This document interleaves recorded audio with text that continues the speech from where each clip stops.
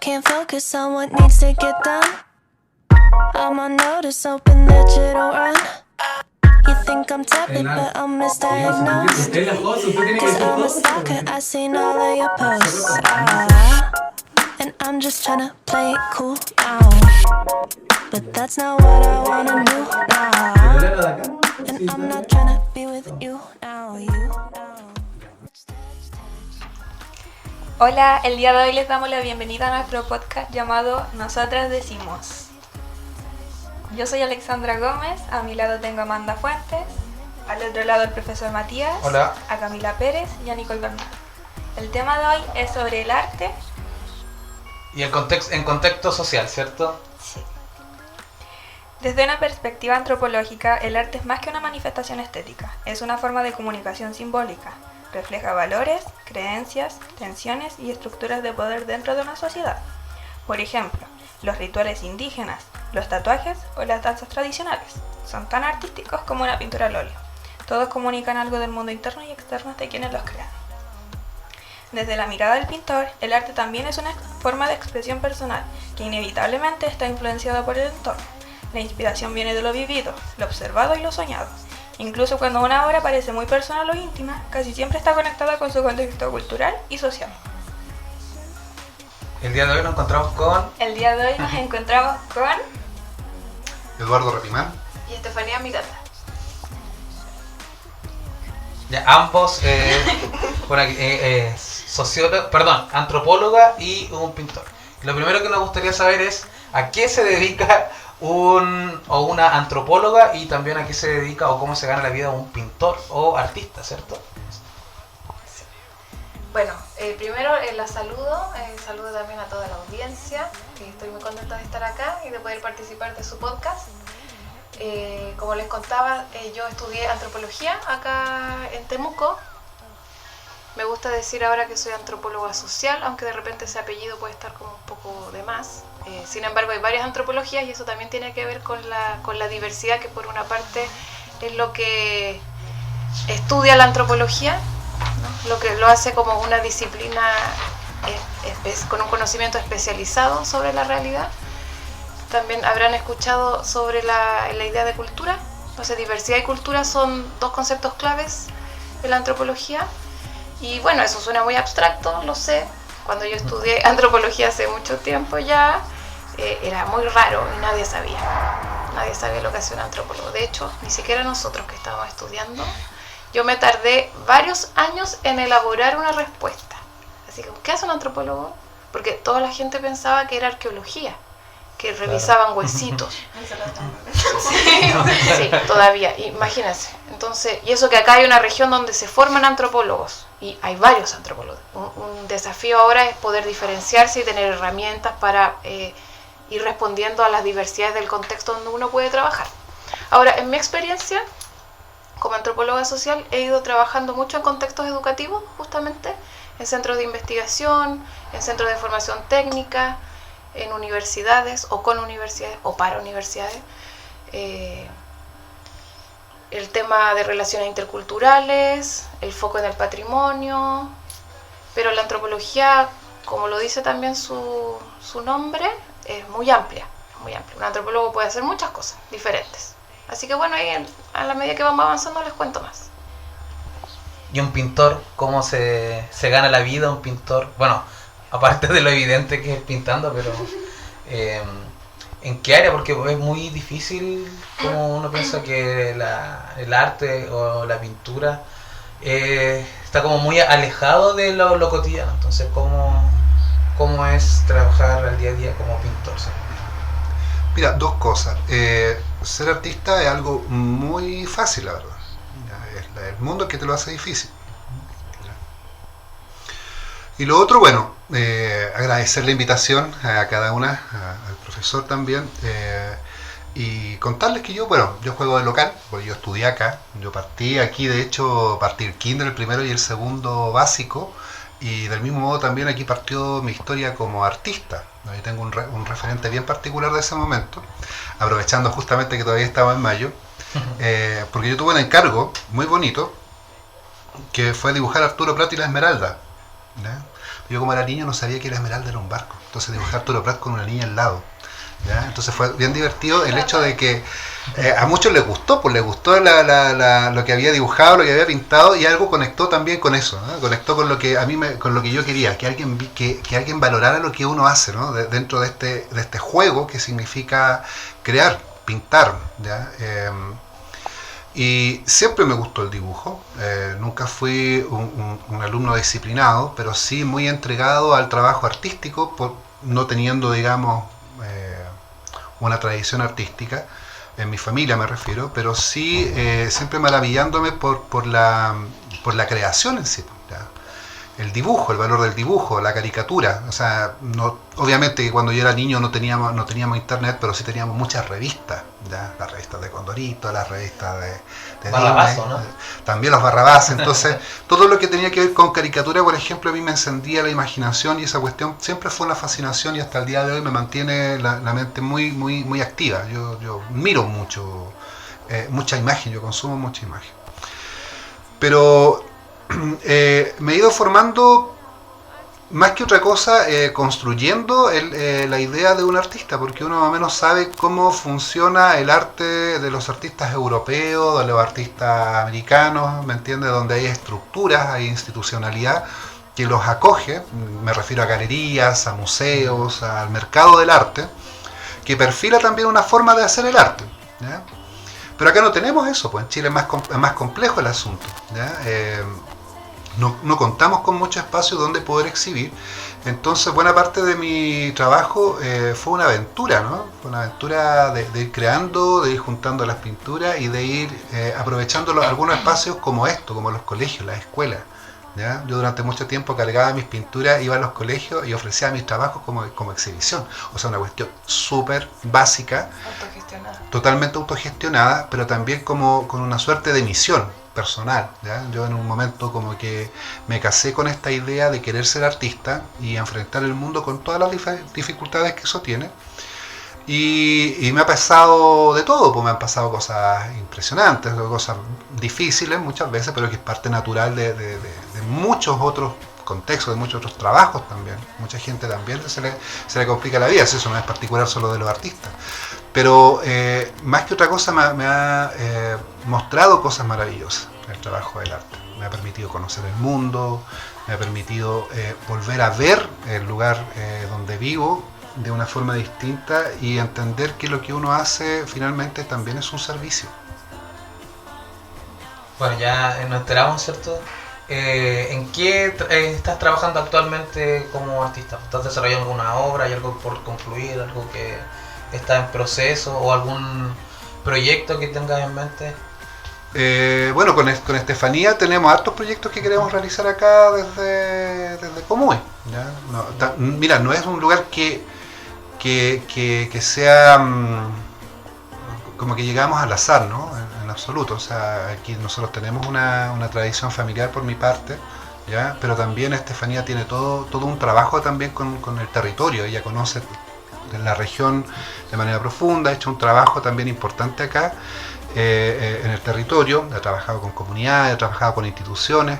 Entonces, como proyectos personales, así como primero como pareja, estamos vislumbrando el potencial del territorio, ¿ya? Por un lado, estamos creando una hija hermosa, chiquitita, que eso no digamos, ilumina todo, pero pensando también de que hay valores profundos y muy lindos acá en este lugar que llamamos como su entorno, ¿ya? Y yo reitero, yo lo conozco de niño.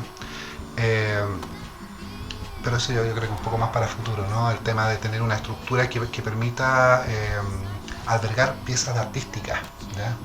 Además voy a ir contando un poquito más esa idea que todavía merece como profundizar en ello.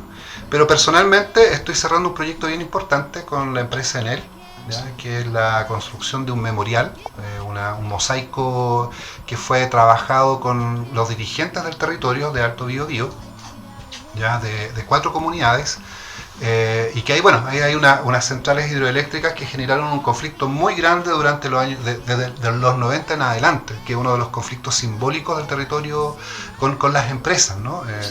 Entonces, a uno como artista a mí personalmente me convocaron justamente a levantar una memoria, ¿ya?, con los dirigentes, ¿ya? Y ahí a través de ciertos talleres, ejercicios, fuimos encontrando valores que lo hacían común, anhelos que lo hacían común, y mi función ahí es darle visualidad, construir una visualidad en torno a eso, generar un paisaje con todos estos valores, con toda esta memoria que ellos quieren de alguna forma transmitir y dejarlos dentro de un memorial que es parte de 5 medidas compensatorias que tiene, digamos, la empresa para la comunidad, impuesta por la Superintendencia de Energía. Ahora, uno como artista, o uno se imagina que siempre los artistas viven, digamos, en un lugar bastante precarizado, un lugar bastante, digamos, emocional también, pero no, el arte cumple una función social profunda y uno tiene que necesariamente aprender a relacionarse también con este nivel de sociedad que tenemos, ¿ya? Saber trabajar en el territorio, saber trabajar con dirigentes, tener conocimiento de mucha historia, de mucha filosofía, ¿ya? Tener mucho bagaje en relaciones interculturales, ¿ya? Y sobre todo tener un trabajo visual que sea realmente atesorable, ¿no? Que a la gente le guste, que uno pueda dar con la imagen correcta y que esa persona se sienta identificado. Ahí está donde está el acto de la magia, digo yo. Entonces aquí hay muchos agentes, porque no solamente está trabajando el artista, sino que hay un montón de otros profesionales que también están colaborando, que también están mediando. Hay asistentes sociales, por ejemplo, hay ingenieros, entre tanto, que están colaborando para la construcción, y también el trabajo social que hace, bueno, arqueólogos, antropólogos, sociólogos, ¿no? Esa dinámica. Se despegó una... Por eso se... No, pero déjelo ahí, no sé... ya bueno, ahí conocimos un poco más de en el mundo en el que ustedes se manejan, ¿cierto? Pero yo creo que es importante iniciar con lo que nos convoca, ¿cierto? El arte, el tema de hoy es el arte desde diferentes perspectivas.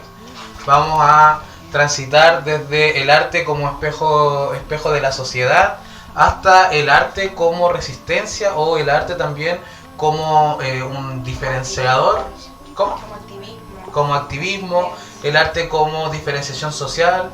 Ustedes tocaron un tema importante que era el tema de las galerías, pues, donde ahí vemos un arte más elitista versus un arte popular que quizás es el que consume la mayoría de las personas que no están instruidas profesionalmente, digamos, en el arte. Así que iniciamos con Nicole, así que adelante, Nicole. Esperando su micrófono. Sí. El arte como espejo, ¿qué nos dice? Pero lea lo que tenía.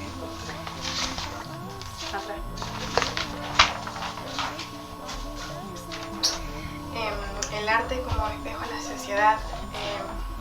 ¿Cómo las obras de arte revelan las tensiones sociales, los cambios culturales o las desigualdades? Es una pregunta para ustedes, no sé.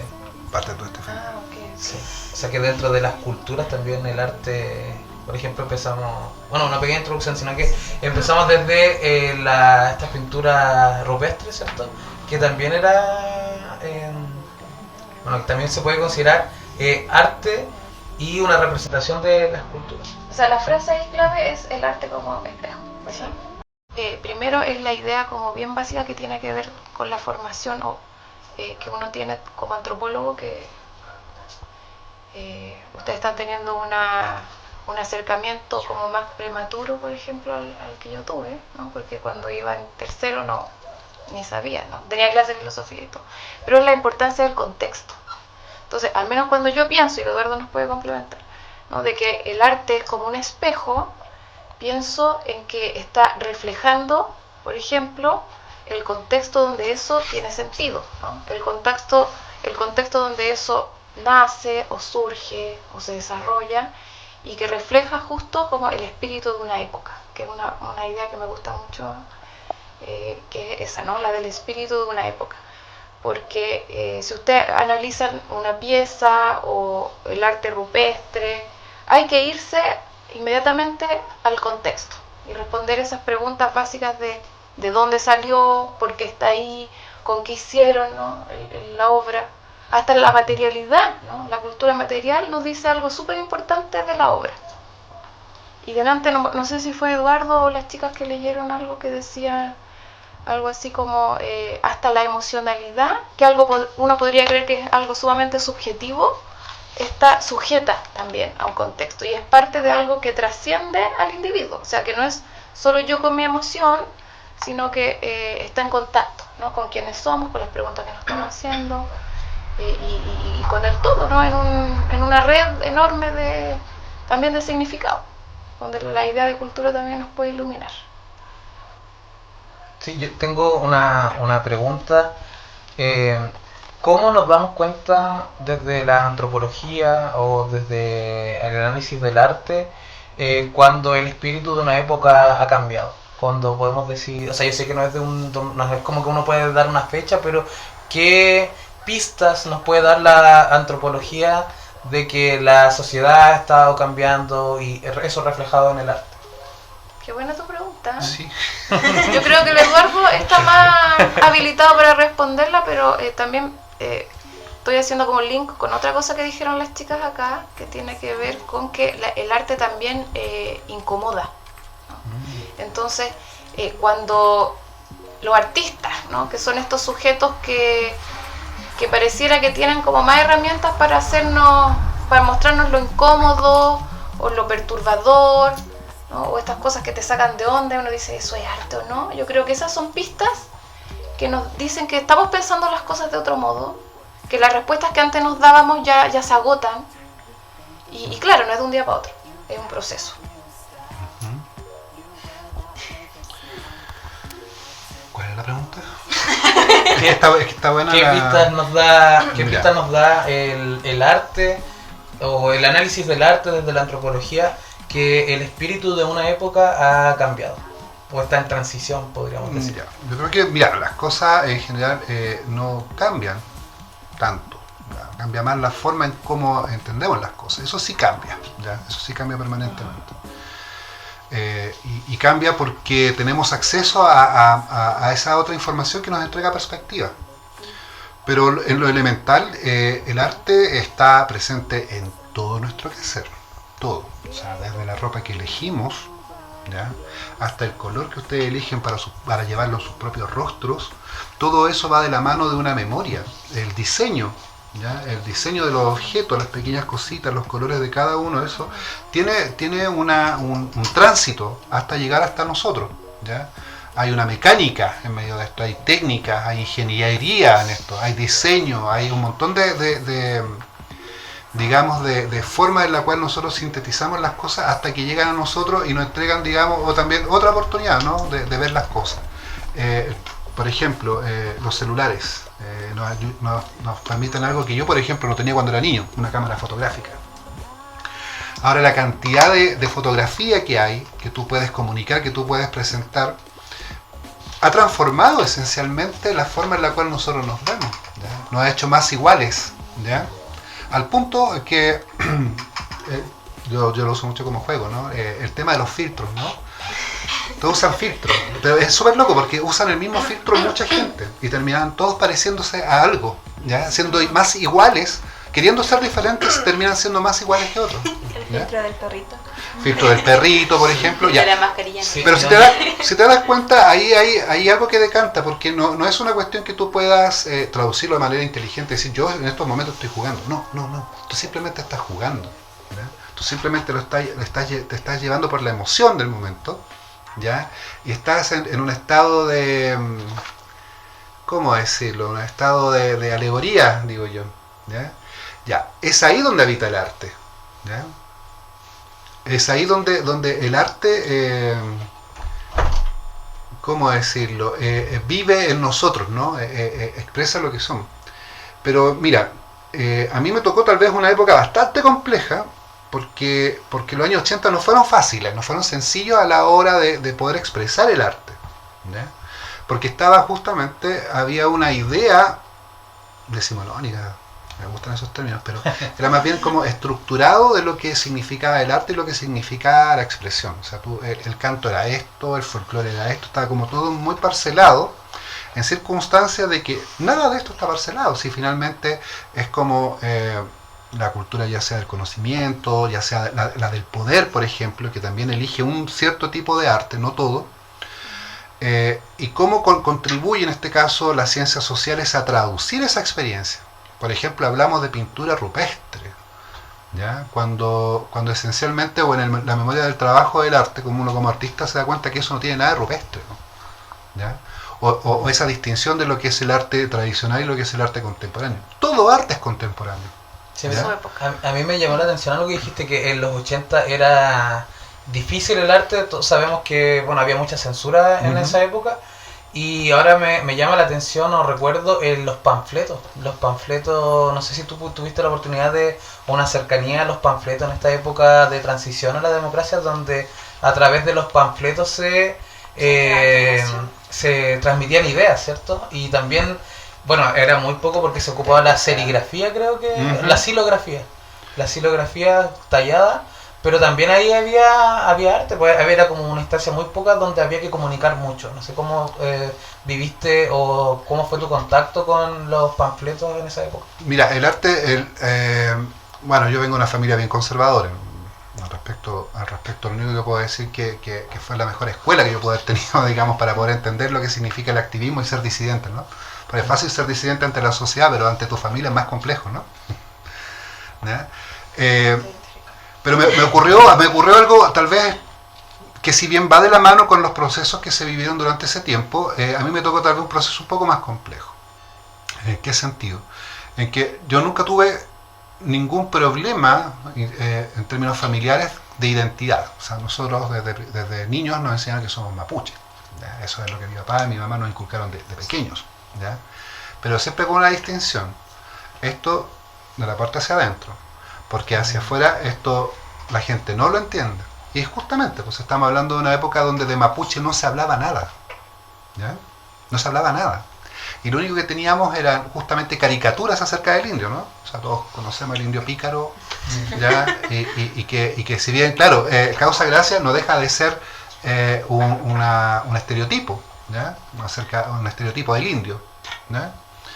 Pero también quería, complementar algo así, que eso coincide mucho con los procesos de blanqueamiento de la sociedad. Como, por supuesto. Lo oscuro como algo negativo y lo blanco hegemónico como lo correcto o lo legal muchas veces. De hecho, es súper divertido pensar que, por ejemplo, mira, se te va a dar un ejemplo más extremo, ¿no? Nosotros, la herencia griega, helénica, ¿ya? Nos hace pensar de que toda la escultura fue en blanco, no en mármol blanco, ¿ya? Cuando la idea del mármol blanco recién aparece en el Renacimiento, porque antiguamente todas las esculturas eran pintadas, ¿ya? No eran blancas, ¿ya? Los templos no eran blancos, eran todos llenos de colores, ¿ya? Entonces, ¿qué es lo que a mí me ocurrió? Una que a mí nunca me gustó, aún sabiendo cómo mis padres me enseñaron lo que es la identidad mapuche. Nunca me gustó cómo se mostraba esto, ¿no? Nos mostraban atrasados, nos mostraban, digamos, torpes, y eso no es lo que yo conocí, ¿ya? No es lo que yo vi. Yo vi a mi abuela, vi a mi abuelo, gente bonita, gente buena, ya tías, tíos que tenían una memoria bien bonita, un territorio que es muy bello. Entonces siempre me llamó la atención por qué esto no se mostraba como tal. Y coincidió en que yo llego a Temuco en los años 90, ¿ya? Pues yo vivía, como les digo, en esta zona, de Tolten, Queule, Las Tarrias, que es donde mi papá hizo su trabajo en esos tiempos, y coincide con el proceso del retorno a la democracia. 1. Retorno a la democracia. 2. La conmemoración de los 500 años del descubrimiento de América. 3. La promesa de una institucionalidad para los pueblos originarios en Chile, que en estos momentos es la CONADI, ¿no? Y esta constante, ¿no? Que el reconocimiento constitucional, que me imagino que lo han ido escuchando durante todos estos años. Bueno, y hace poco que salió el Acuerdo para la Paz y el Entendimiento. Otro de los tantos intentos que ha habido justamente para equilibrar la presencia social mapuche dentro de lo que es el quehacer de la chilenidad, digo yo, dentro de lo que ocurre en este país. Entonces, en ese tiempo, esto para mí fue una suerte como el estallido social, pero de la sociedad mapuche, ¿no? ¿Ya?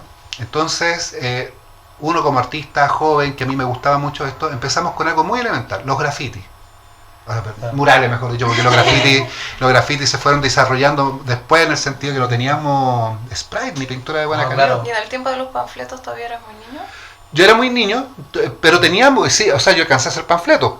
Alcancé a hacer panfletos justamente con serigrafía, ¿ya? Este de trabajar así con un marquito, con muselina, ya ¿ya? entendí cuál es, ya entendí ya. Porque con eso se distribuía una imagen y una convocatoria. Que sintetizaba, como tú decías, un montón de información. Sí, Rápidamente. había que ser... Claro, si hay una marcha, se ponía la fecha, la marcha por esto y un símbolo, ¿ya? Entonces todo eso, toda esa simbología que había, por ejemplo, había la inquietud de indagar primero en qué significaba esto. Entonces uno, junto con estar creando, le estaba preguntando a los mayores, le estaba preguntando a los viejitos si estaba bien o estaba mal. Algunos te decían, estos símbolos no se pueden usar en esto, ¿ya? Pero si uno empezaba a construir una alegoría, ya era mejor aceptado. Y de a poco, durante los años 90, en el trabajo que hicimos con varias amigas y amigos, empezamos a construir lo que se define como un imaginario, ¿ya? Un imaginario de los mapuches. O sea, yo lo vi, digamos, en qué cosas, por ejemplo. Se recuperó el arte del chemamuy, por ejemplo, ¿ya? De la escultura mapuche, porque ya no se hacía en ese tiempo. Se recuperaron algunos términos que ahora están totalmente institucionalizados. Por ejemplo, el huachipantu. Cuando hablamos de huachipantu, cuando era niño no se hablaba de huachipantu, se hablaba de la fiesta de San Juan. Claro. ¿Ya? Y ahora eso ya se ha integrado más a los colegios también. Exactamente. Es parte de la parrilla. Sí, el 17 de diciembre. De junio. Ya, mira, lo interesante de eso es comprender de que fue una decisión política, por presión social, el tema de reconocer ese día como parte de los pueblos originarios y hacerlos parte de los programas educativos que algunos colegios empezaron de a poquito a asimilar, ¿ya? A poquito sacarse también un poco de esa timidez, ¿ya? De lo mapuche, ¿no? Y ya empezar a expresarlo, y ya ahora ya lo construimos como una gran fiesta, ¿no? Ya lo tenemos asimilado, elevamos la bandera mapuche en todas las... Es como una celebración.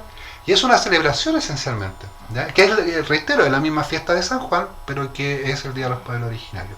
Ahora, todo eso no es que uno lo haya hecho, ¿no? Sino que es parte de una sociedad que justamente está latiendo, está vigente, está viva, que recupera sus símbolos, ya lo empieza a desbordar en una ciudad tan reactiva como era Temuco en su momento.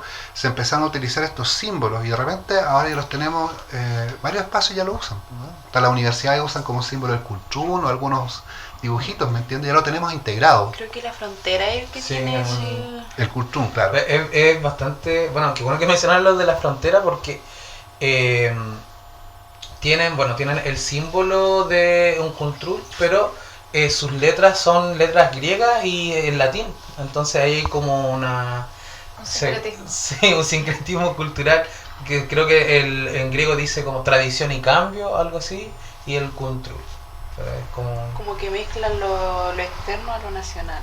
Sí, me parece un poco de apropiación, pero depende por el contexto, yo creo. Mira, sobre eso, hay varias cuestiones que justamente me ocurrieron acá, ¿ya? Y eso es lo que a mí lo que más me gusta, que me ocurrieron acá, me ocurrieron aquí en este colegio, ¿ya?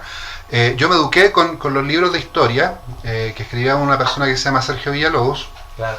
donde justamente señalaba que los mapuches vivían de tal río a tal río y su altura promedio de las mujeres era 1,40 m y los hombres 1,60 m. Yo tenía 14 años y ya medía como 1,80 m, entonces yo estaba fuera, digamos, de esta declaración educativa. Y hasta decía lo que comía.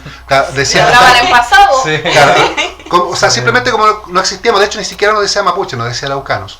¿Qué quiero decir con esto? Que por un lado tenemos una sociedad que ha conservado mucho su memoria y sus dinámicas culturales y sus relaciones culturales y todo eso, pero quien contribuyó justamente a hacer como una traducción de esto, traducir, digamos, este conocimiento, sistematizarlo e incorporarlo dentro del quehacer nacional, son las ciencias sociales, la historia, el trabajo, la presencia de los antropólogos aquí ha sido determinante también para justamente dar un relato, construir un relato que permita esto, el conocimiento. Si lo que nosotros apostamos es el conocimiento, porque es la única forma en la cual sabemos qué es lo que le está pasando, la realidad de la otra persona, porque si no nos basamos siempre en los estereotipos, ¿ya? Nos imaginamos lo que nos está diciendo los medios, que también es un lugar donde están escuchando permanentemente. No sé qué le dice, porque me llama la atención, o recuerdo por ejemplo, el arte de los nazis durante la Segunda Guerra Mundial, donde se construía un imaginario también de los judíos, como estos monstruos con cola, Sí. con narices, que eran como prácticamente que iban a... que eran como villanos, Sí. ¿cierto? Caricaturizados. Es que también era como una forma como de moldear a los niños, de darle esta imagen de los judíos eran malos y ellos eran los buenos. Claro, y ir adoctrinando Sí, a de a través poco. del poder de la imagen. ¿Quién sigue? Sí, para que vayamos. Ya. Pero está buena la conversación. A mí me tocó el arte como resistencia y activismo. Y bueno, tuve que investigar sobre varios tipos de arte, por ejemplo el performance, la música, artistas de manuales, así como pintores, así, que hacen murales. Y una de, bueno, Acerque más de los performances que encontré y el más llamativo que se ha hecho mundial, yo creo, es el de las tesis que fue en el 2019 Ujú, sobre El violador eres tú, ujú. que muestra la manifestación de la mujer es una manifestación de las mujeres que demuestra el diario vivir de su existencia, más que nada, porque es algo de todos los días, que lo demuestra en esa presentación que, a ver, voy a leer aquí igual. Amanda, es importante que acerque bien su micrófono y Ya, en el fuerte, que ya. no pesa, ¿no? Es que se mueve mucho y aquí veo que no está captando muy bien el audio, así que ojo con eso. Ya, lo que decía es que abarca la realidad de la mujer en el mundo, porque yo cacho que a todas alguna vez han acosado en la calle o quedar mirando o gritado algo así, y porque bueno, afecta mucho eso, por más mínimo que sea. Y entonces ahí viene mi pregunta de, ¿ustedes creen que el arte puede como pegar tanto, así como ser tan poderoso como una manifestación, como lo es esta performance feminista que fue enseñada al mundo? Mira, interesante, porque yo, por ejemplo, no había, nunca nombré a esa performance como un hecho artístico. Nunca se me ocurrió hacerlo desde esa idea o concepto de arte. Sin embargo, creo que sí lo es, ¿no? De hecho, no soy muy de ir a marcha, yo no soy muy activista, tengo mi activismo interno, pero no soy tan como de mostrarlo hacia afuera. Pero me sentí tomada, fíjate, por eso. Porque creo que ellas lograron sintetizar con mucha fuerza una molestia histórica que tenemos nosotras como mujeres en el cuerpo, encarnada, y que heredamos, porque no somos nosotros, o sea, son nuestras mamás, nuestras abuelas, y efectivamente pues, tenemos un montón de tallas terribles, anécdotas entre comillas, que uno no ve y después dice, oh, eso no era, eso no, de eso no me debería haber reído, o eso fue más grave de lo que debió pasar. Y sí, me sentí identificada por ese acto que hicieron las chicas, y fue una tremenda marcha, que fue, no sé bien qué año, estoy confundida con los días. Yo en esa época vivía en Ciudad de México y fui a una tremenda marcha impresionante donde estaba el Zócalo lleno de mujeres, llenísimo, y que lo hicieron en todas las capitales del mundo, eso fue increíble. En México y en España también fue muy... Y yo que no era ni muy activista, pero así con todo cantando, ¡guau! Dándolo todo, porque sí, sentía que nos identificaba mucho. Ahora, claro, después pasaron desmanes y fue muy provocativo, ¿no? Y generó mucha también molestia e incomodidad, que las mujeres demostráramos cosas que no se nos permite mostrar, Sí, porque ¿no? Que es expresar, que es la rabia. esto no es solo de la actualidad, porque esto viene de, yo creo que desde el inicio Toda de la los vida. tiempos, pero solo que ahora se ha hecho ver porque la mujer toma más poder en todo, más que nada. Todo, claro, presencia. Mira, aquí estamos, mayoría mujeres. Sí. Las mujeres Sí, han tomado los somos espacios públicos. casi siempre mayoría mujeres. Bueno, el censo dice que son más mujeres que hombres en Chile. Sí. Efectivamente, sí. Bueno, también tomando eso del censo, parte de la violencia simbólica también en contra de la mujer es que a pesar de que las mujeres son más habitantes, ¿cierto? Son las que tienen también menos cuotas de poder dentro de diferentes poderes del Estado. No sé, desde ¿qué respuesta o no sé, qué análisis puede hacer la antropología de ese fenómeno? Bueno, yo creo justamente que el movimiento feminista ha ido visibilizando esas desigualdades profundas que han habido siempre, ¿no? Y que se ha colado en diferentes también pensamientos, ¿no? Porque no hay un único feminismo, ¿no? La cuestión es compleja, hay críticas al feminismo blanco, bla, bla, bla. Claro. Sin embargo, creo que es una tarea que también no les corresponde, ni deberíamos estar hablando otra vez mujeres con mujeres esto. Si no incorporamos a los hombres en esta discusión de manera atinada, con el manejo de las emociones, porque si no vamos a caer de nuevo en juicio y prejuicio de que las feministas son así y asá, ¿ven? Engloban a todas las mujeres en una sola... Claro. Y como que fuera un modo de mostrarlo. Y yo creo que ahí nos perdemos de lo importante, de ver realmente con una mirada que intenta ser más objetiva la forma en que las mujeres y los hombres se han relacionado históricamente. Y que son formas desiguales. Y también entender que no siempre fue así. Porque podemos ver en momentos de la historia, bueno, ahí hay todo un tema que da para otra cosa, pero que es muy interesante de ver cómo, por ejemplo, la arqueología siempre ha sido interpretada por el mundo masculino. Y eso ha hecho construir una narrativa histórica y muchos asuntos que entendemos como de la cultura desde el punto de vista masculino ya ha quedado atrás, otra vez desfasada, el mundo femenino, ¿no? Y se nos han atribuido un montón de cuestiones otra vez, ¿no? Como que las mujeres en la prehistoria estaban solo en la casa. Resulta que ahora se da cuenta que las mujeres buceaban, cazaban, eran chamanes, un montón de cuestiones que tienen que ver con la diosa, en un momento de la humanidad donde también había una diosa y no era Dios, ¿no? Que también es masculino. O sea, es súper interesante poder ir también a esa historia que es muy antigua, ¿no? Muy pretérita, para entender cosas que están tan vigentes ahora. Sí. Amanda, ¿algo que agregar o Seguir con el otro tema. Sí, ¿quién sigue? No, perdón. Continuar con otra vista del arte también es los artistas manuales, como aquí Nuestro queridísimo invitado.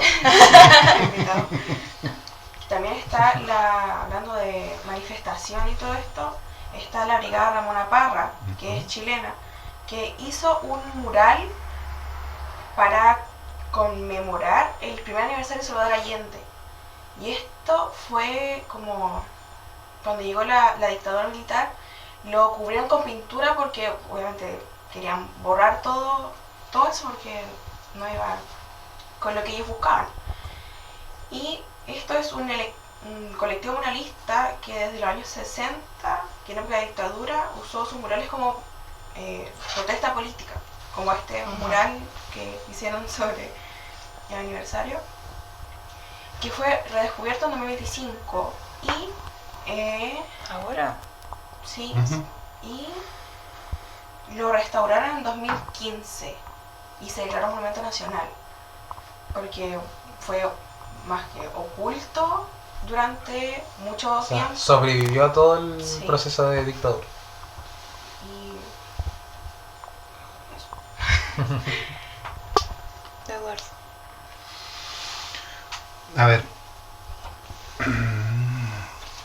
el arte conmueve esencialmente, ¿no? El arte, bueno, mira, te puede conmover, no te puede conmover, te puede pasar muchas cosas, pero esencialmente el arte busca provocar eso, busca provocar, conectarnos con ese momento que nos hace más humanos, ¿no? Cuando tenemos la sensibilidad más activa que nunca.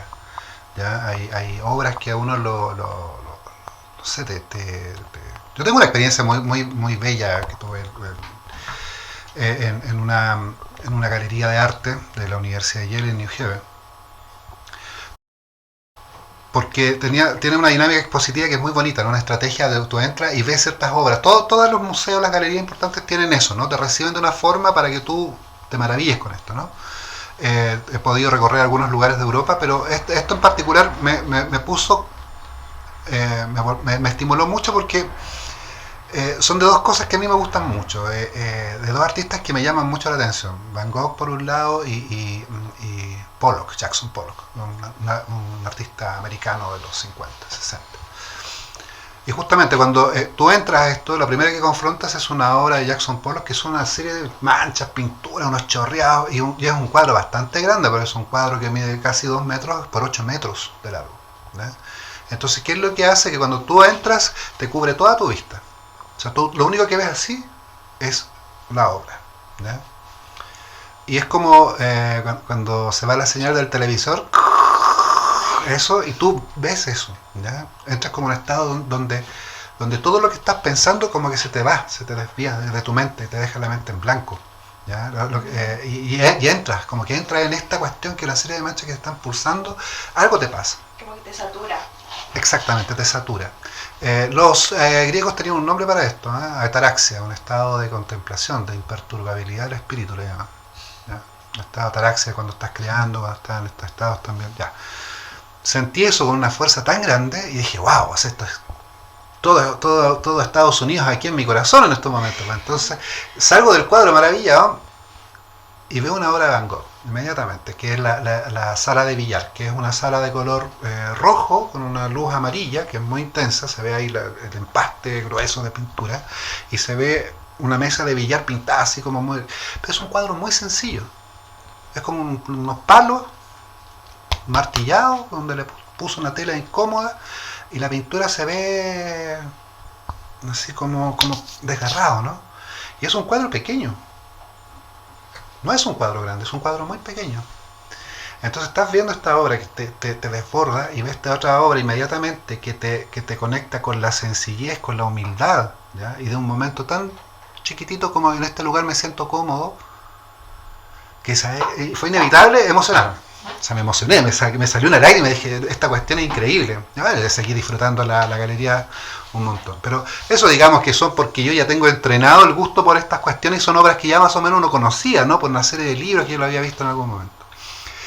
Pero yo valoro y rescato mucho eso del arte, ¿ya? Rescato esa cuestión que te conecta, que te emociona.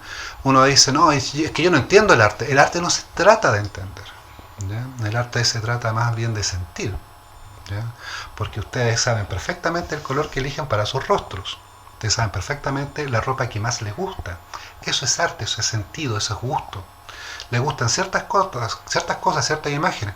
De hecho, el arte visual no está en las galerías, no está en los museos. Ahí lo que tenemos es una selección de las artes, ¿ya? Pero si tú quieres ver la visualidad, mira las paredes, mira los muros, cómo están pintados en las ciudades, en los pueblos, no falta el grafitero que te hace algo. Y eso es lo que está pasando, eso es la contingencia, ¿no? ¿Ya? Ahí está ocurriendo. Cuando te habla acerca, por ejemplo, o estas distinciones que son también antojadizas porque hay un poder que distribuye la forma de apreciarlo. Llamamos folclore, por ejemplo, al arte popular, por ejemplo. No, esto es folclórico. No. Por ejemplo, yo les digo, ¿les gusta el rock? Sí. ¿Sí? ¿Son de gusto del rock? Bueno, si ustedes ponen, por ejemplo, el código del rock, ¿ya? Con código rock, ustedes ven el trabajo de Violeta Parra, o lo escuchan en código rock, y es increíble. Es totalmente distinto, ¿ya? Pero ¿qué decimos de ella? La gran folclorista. Ella nunca fue una folclorista. Ella fue una artista, ¿me entiendes? Ella fue, adentro saltaba y sacaba cosas, porque ella salía a investigar. Los folcloristas, o digamos esa otra memoria más profunda, ¿no? De salir a los campos, de recuperar el canto y traerlo acá y hacer una interpretación, eso es rock, ¿ya?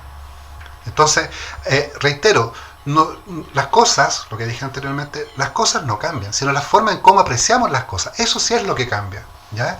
Y eso, por ejemplo, y voy a volver a lo que decías, por ejemplo, de las tesis, el cómo estas prácticas de las performances que justamente surgen más bien en el poder, la performance tiene que ver con el poder, no tiene que ver con tomar, digamos, esta expresión del poder y traducirla a las necesidades contemporáneas, a los desafíos contemporáneos. Ejemplo, cuando ustedes ven a nuestras autoridades, presidentes, presidentas, tú lo ves en el mundo, la forma en cómo se visten, en cómo se paran, en lo que tienen en el fondo de atrás, ¿ya? Todos esos códigos, eso es una performance del poder, ¿ya? Esa práctica, poner el poder en escena, es esa escena la que toman las tesis y lo traducen, digamos, a un desafío contemporáneo que es comprender la violencia hacia la mujer, ¿ya? Ahora, ¿qué detonó esto? Me pareció increíble, porque no solamente tiene que ver con las grandes capitales, o sea, también yo vi, porque eso es lo bueno de este tiempo, que tú puedes recoger esa información, hasta en África, ¿ya? Se juntaban las mujeres a hacer el baile, hicieron sus propias traducciones, las acomodaron, y ha permitido justamente que ocurra esto, ¿no? A ver, antes de empezar a interpretar, el shock, ¿ya? Porque para todos los hombres en general fue un shock, ¿ya? El cómo operó, digamos, en esa lógica, ¿no? En la lógica de la estética del poder, pero ahora es la masa de las mujeres la que te interpela, ¿ya? Todo eso, ¿me entiendes? Ha ido también generando un escenario, una transformación del escenario político, ¿ya? Y a eso es lo que quiero que se comprenda, que el arte tiene una profunda incidencia en la política, como la política tiene una profunda incidencia en el arte, ¿ya? O sea, todo arte donde tú lo practiques es político, ¿ya? Como tú asumas lo que consumes, ¿ya? Pues tú consumes un montón de cosas que te muestran, no es lo que tú estás creando, ojo, eso es súper importante, ¿ya? ¿Cómo me pinto? Bueno, ¿qué es lo que he visto? ¿Cuáles son los símbolos que elijo? ¿Ya? Es porque hay una oferta ahí, ¿ya? ¿Cómo proceso eso? Eso es un acto político, ¿ya? Cómo yo me paro ante el mundo es político, ¿ya? Los códigos, los elementos que yo elijo para presentarme es político.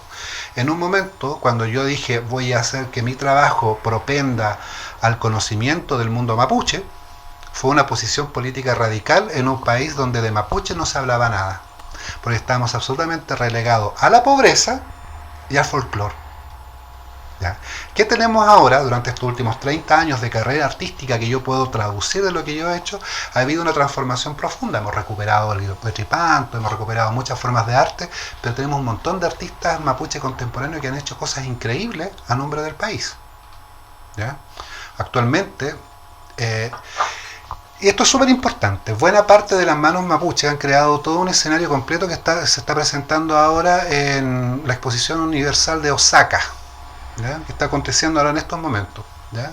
Entonces, en Japón, que nos parece el gran manto, el manto de Chile, ¿ya? El manto de Chile. Mira, y es súper interesante cuando lo planteas de la siguiente forma. Recién estamos haciendo esfuerzos titánicos políticamente para generar un encuentro, ¿ya?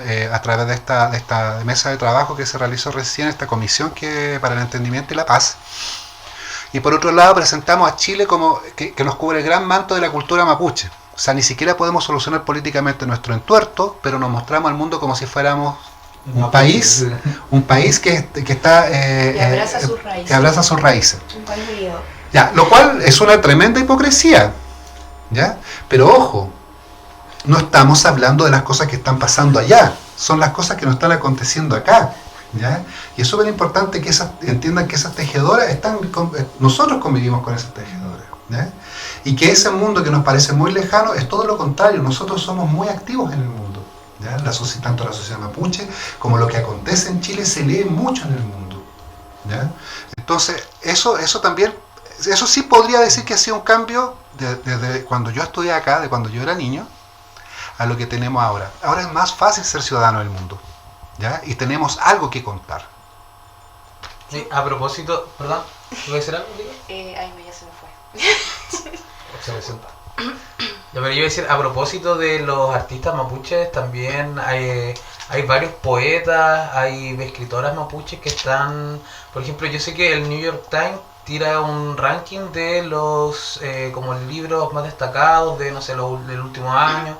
Y por ejemplo está Bolaños, que siempre menciona que es chileno peruano, pero también hay varios mapuches, ¿cierto? Hay una, no recuerdo el nombre, pero hay una escritora mapuche que está dentro de las más vendidas, ¿cierto? Rankeada por De hecho, yo Times. tengo que hablar de ese tema ahora. A ver,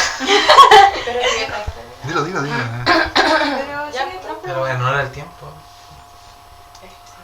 que a mí me tocó investigar, o sea, me tocó el tema, la identidad a través del arte. donde tenía que buscar algún artista de la comunidad LGBT o indígena. Un poquito más fuerte. Y dentro del arte muchos artistas usan sus canciones o pinturas para reivindicar Ujú. su voz, como artistas de la, eso es lo que yo le dije, artistas de la comunidad LGBT o indígenas. En la comunidad estaría Lady Gaga con varios temas en donde apoya a la comunidad. Entre ellos estaría Born This Way, donde habla abiertamente sobre el amor y la igualdad en la sociedad sin importar las etiquetas de heterosexual y homosexual. Porque incluso habla sobre la distinción de color entre la gente blanca, negra o trigueña o no me acuerdo cuál era la otra. Como apoyando a las personas sin que Los temas como de racialización Sí. sean... sobre el racismo y sí. Y sin dejar fuera a la gente indígena, Benjamin Hardwell Jr., quien es conocido por sus pinturas únicas e innovadoras que a menudo combinan temas indígenas tradicionales y contemporáneos. ¿El quién es? ¿Lo conoces? Es un pintor, ¿De dónde? eso no lo investigué muy bien, Ya, no te preocupes, pero voy a pasar el nombre para leer. pero es chileno, si no me equivoco. ¿Pero tú tenés referencia? Guayasamín también podría ser. No mapuche, pero... Mira, yo en el campo del arte he hecho hartas cosas, muchas cosas, y he estado involucrado en cuestiones que van desde la salud intercultural en los territorios, a hartos registros, he trabajado mucho con eso, y he estado también viendo el poder, el de verdad, no el de... No, a ver, No el simbólico, sino el... no, el poder de verdad. O sea, el poder. Yo tuve la oportunidad el año 2000 de conocer desde el presidente de Estados Unidos, al actual presidente de Rusia, Vladimir Putin. ¿Ya? Conocí sultanes ¿En persona? en persona. Sí. ¿En qué contexto fue eso? Es una anécdota, es verdad. No, yo tengo una anécdota que ustedes no se podían imaginar, pero yo fui delegado cultural de la PEC 2000. ¿Ya? Cuando era más joven, esta asociación del Asia-Pacífico, pude llegar a esos lugares donde uno más o menos ve, digamos, la magnitud del poder. He estado también en importantes universidades que han acogido mi trabajo, y en relación a eso, a mí me pasó algo también bastante inquietante, que todavía no deja de hacerme mucho ruido. El tema de pensar de que tuve una carrera meteórica donde a mucha gente le gustó mi trabajo y me ofrecieron muchas partes del mundo para presentar mis obras, ¿ya? Pero siempre me pregunté qué pasaba acá, ¿ya? ¿Por qué acá no? ¿Por qué tenía que estar fuera? Y fuera todo es maravilloso, si fuera de un montón de cosas increíbles que tú vas a ver, personas, bueno, todo el mundo busca irse al centro, pero dejan sus lugares. Entonces yo siempre elegí en algún momento jugar de local, ¿ya? Ya ahora más local imposible, pues ya estoy aquí. A pesar de que nadie es poeta. Nadie es profeta y poeta en su tierra.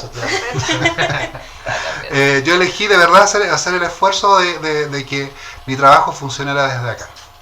Y desde acá, reitero, las cosas no cambian, sino la forma en que tratamos las cosas son las que cambian, ¿ya? Y uno de los desafíos también, uno de los desafíos contemporáneos que tiene la sociedad mapuche, es también enfrentar aquellas cosas, aquellas memorias que fueron de alguna forma olvidadas o transformadas y todo eso.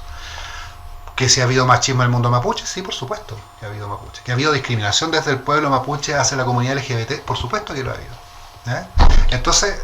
Lo siento. Entonces he querido de alguna forma también contribuir respetuosamente en dar visibilidad a esos artistas creadores, ¿ya? Entonces, por ese motivo he también coordinado exhibiciones, muestras, he tratado de motivar a artistas jóvenes con sus propias visiones acerca de lo que significa ser mapuche y tu distinción dentro del mismo mundo mapuche, porque esto es lo importante, comprender que la sociedad mapuche no es un sector, ¿ya? No es como el feminismo, no es como la comunidad LGBT, no tiene que ver con eso. La sociedad mapuche es eso, es una sociedad, es un pueblo que tiene un montón de vicisitudes, donde la gran mayoría de la población vive en las ciudades, donde la gran mayoría de la población no tiene su territorio y no tiene su lengua, que vive en una condición sociopolítica, y voy a ayudar a la señorita antropóloga, del desterritorio, ¿ya? De la ausencia de ese territorio ancestral. Entonces vivimos en el país de la memoria, como dice el gran Ilicura Chihuailaf.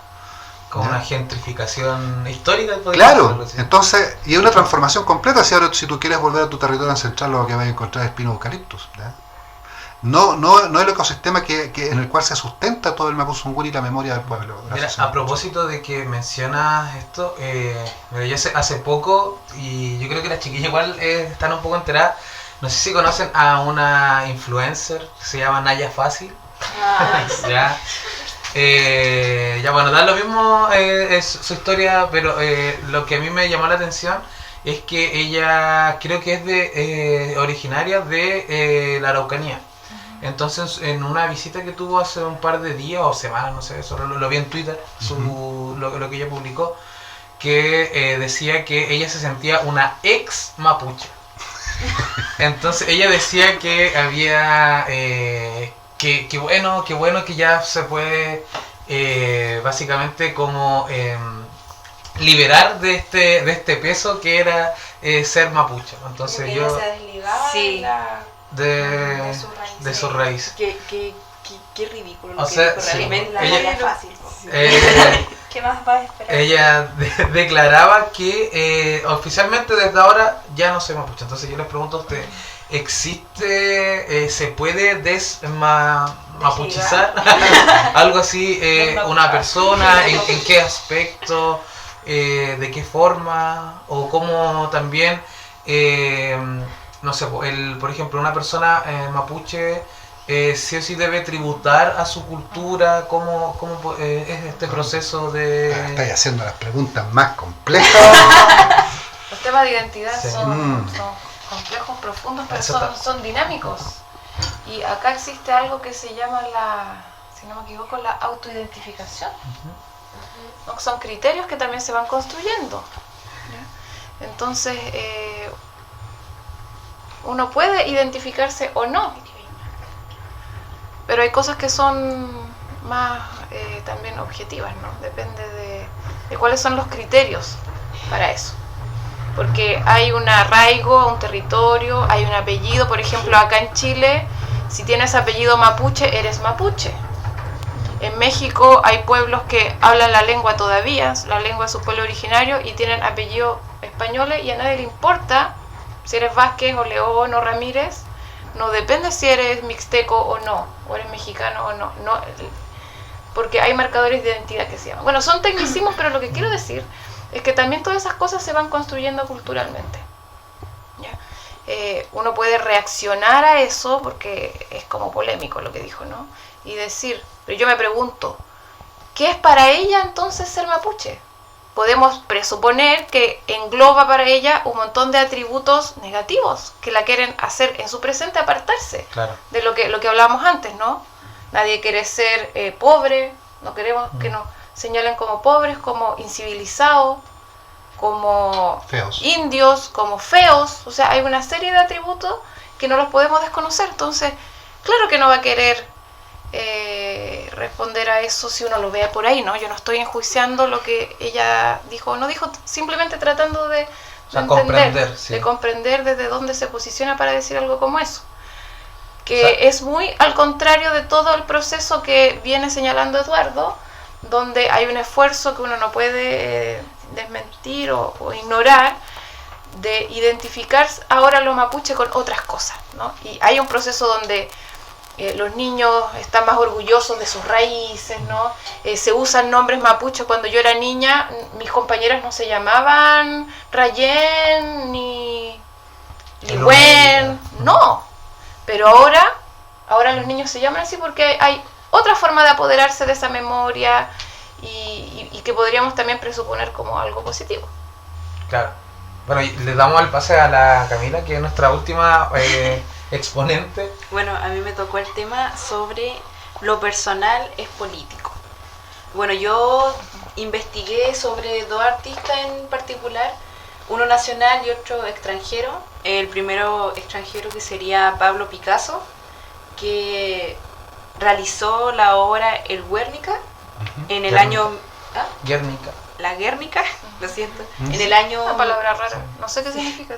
En 1937, y que representa el bombardeo de Guernica durante la Guerra Civil Española, y que es y que se utiliza como un grito contra la violencia.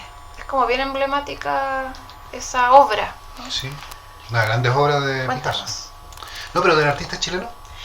Y el artista chileno que tiene varios murales alrededor del mundo, desde Alemania a Chile, que es Inti Castro, que en Chile tiene la obra El Sembrador, que está en Santiago, y que es un personaje que se representa como campesino utilizando estereotipos que hace que una persona reconozca a una persona campesina, y que siembra estrellas. Es un símbolo de conocimiento, resistencia y vida.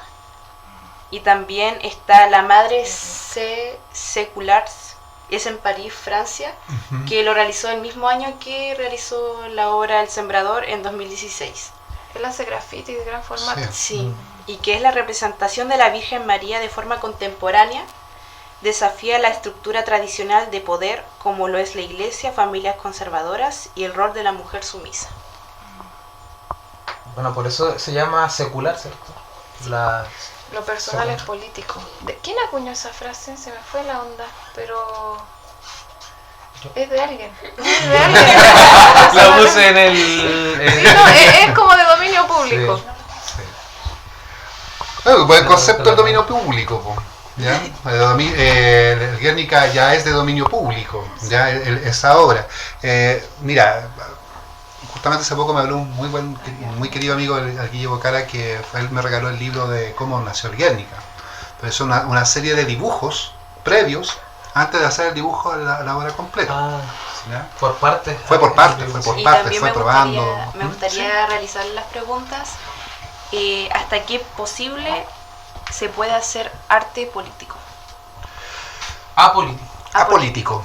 Ya, la apolítica. No sé en qué dimensión navegará la política. En términos de discurso no lo puede plantear así, ¿no? Pero esencialmente tiene como varias fases esta cuestión de trabajar, porque uno crea algo, yo muestro esta imagen, pero lo que tú interpretas de la imagen es totalmente distinto a lo que yo estoy haciendo. ¿Ya? Eso un artista tiene que tenerlo claro, porque si tú dices, estoy haciendo esta obra que significa esto, ya, hoy día significa esto, mañana significa otra cosa. La Gioconda estuvo durante mucho tiempo en una galería, como parte de una galería completa. ¿Ya? Fue el tiempo el que la construyó en el Tesoro de Francia. ¿Ya? Fue el tiempo el que le dio, digamos, un lugar único y exclusivo, y ahora se está proyectando a ser casi una sala única para la obra. No sé si me explico. El tiempo te va definiendo tu rol político, que tú digas soy apolítico. ¿Ya? Que si lo personal es político, bueno, recién dieron el ejemplo de esta niña, la Naya Fácil. Yo me resisto mucho a conocer su historia, porque por dos o tres cosas yo sé más o menos de dónde viene, pero yo no quiero indagar ahí, es como yo no quiero comer azúcar, ¿no?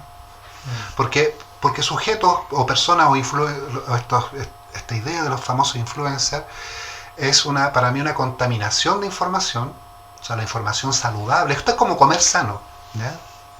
Uno tiene que elegir lo que quiere comer, ¿ya? Uno tiene que tener esa libertad, y eso es político, ¿ya? Es totalmente político, porque no puede ser que solamente encuentres azúcar cuando vas a las tiendas. Tiene que haber alimentos saludables, del mismo modo que en los medios de comunicación tiene que haber información saludable, y no esta contaminación permanente de sujetos que justamente generan una suerte de tensión sobre algo que no debiera ser. ¿Me entiendes? Sí. Ya hay una opinión de valor por mi parte, es cierto, pero yo creo que ser mapuche no es ser cosplay, ¿eh? No es ser cosplay de indígenas, es ser mapuche. Claro, disfrácense de... Claro, no es disfrazarse, ¿ya? Es asumir, digamos, una identidad y reconocerse en esos valores. Eso es lo que yo sí, por lo menos pienso. Porque, por ejemplo, cuando acá en los liceos se pide, vengan interpretados como, interpreta igual sonó feo la palabra, del pueblo indígena, todos piensan de una en un trarilonco, por ejemplo. Yo les propongo que busquen el trabajo de Seba Calfuqueo, ¿ya? Así como dense un gusto de buscar arte, ¿ya? No pregunten qué significa, ¿ya? Solamente miren el trabajo, ¿ya? Ahora, obras como el Guernica son profundamente políticas. ¿Podemos insertar una foto? Sí, se pueden todo lo que hemos mencionado. El Guernica es una obra profundamente política, no solamente porque eso es, digamos, un homenaje a lo que fue el bombardeo. De hecho, fue un bombardeo alemán ahí. ¿Ah? Fue Alemania la que bombardeó en colaboración con el ejército de Franco. ¿Ya?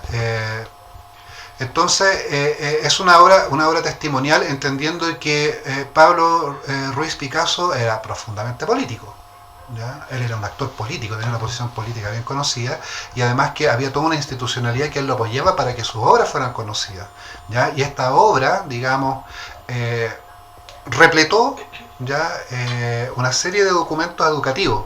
¿Ya? Por eso lo conocen ustedes. ¿Ya? Hay un montón de obras que no alcanza ese umbral. ¿Ya? Entonces, aquí es donde quiero que se comprenda que un creador, un artista, existe en tanto hay un aparataje, hay un andamiaje y hay una serie de instituciones que están colaborando para darle visibilidad a ese artista.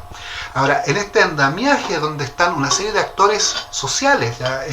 Muchos cientistas sociales. Por eso, el mundo mapuche no sería conocido en los últimos 30 años si la antropología no hubiera colaborado en traducir y convertirlo en conocimiento. ¿Ya? Entonces, todo arte tiene una repercusión política, ya sea pequeña o alta. ¿Ya? Los actores, son los que juegan más de local, a veces son mucho más universal, que es lo que nos está pasando actualmente con la Expo en Osaka. ¿Ya?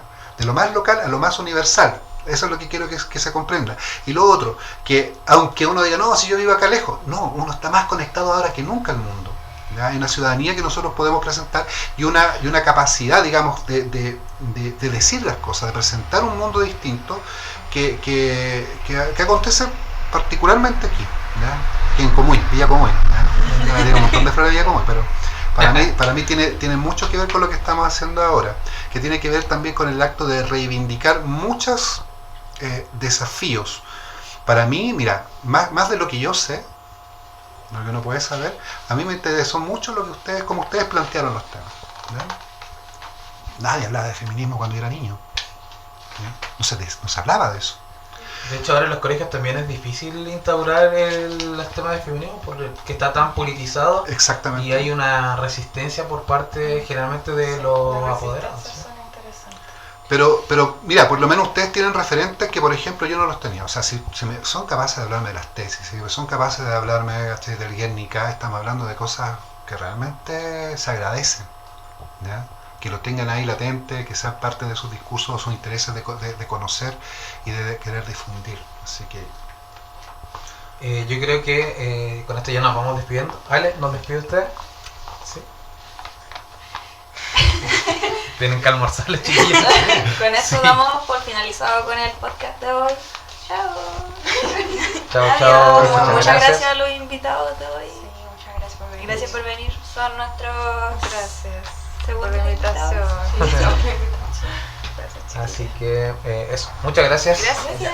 Chiquillas, vayan a almorzar. corre. Nos van a Se quedan sin dejar su comida del casino. Nos van a retar. Ah, es verdad. ¿Quieren azúcar? Sí. ¿Qué es lo que le ponen azúcar? El Eduardo está dejando el azúcar, así que El tío cortó todas las plantas. no se me vaya a comer uno. Hay un genocidio de amor y tendrá que ir a cenar. ¿Tiene hambre la anfitriona? Chiquillas, el coro del micrófono para allá no va a estar. No se pegue bien, su Muy bien. I can't focus on what needs to get done. I'm on notice, hoping that you don't run. You think I'm tepid, but I'm misdiagnosed.